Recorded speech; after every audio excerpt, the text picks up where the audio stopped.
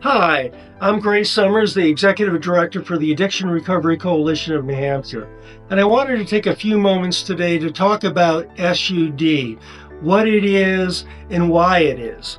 Specifically, I'm often told by people, my gosh, I don't get it. People who otherwise could make well-informed and reasonable decisions continue to misuse and abuse substances despite dire and devastating consequences.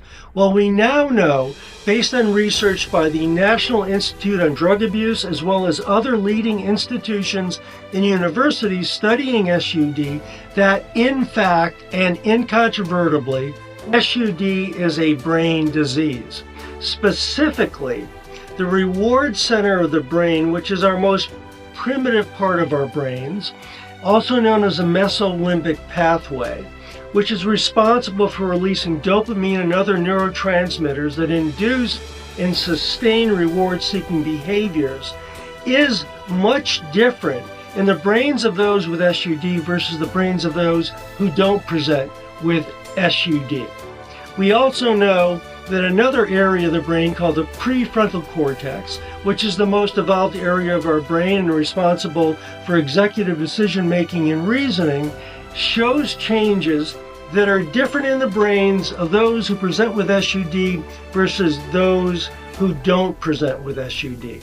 So the bottom line is that when people are active in their substance use disorder, their ability to make informed choices is gone or mainly gone. The reward center or mesolimbic pathway governs their behavior.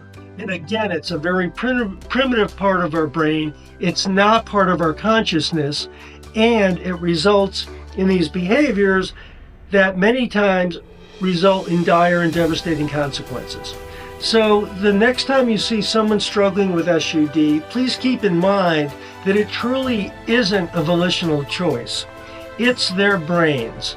It's a brain disease.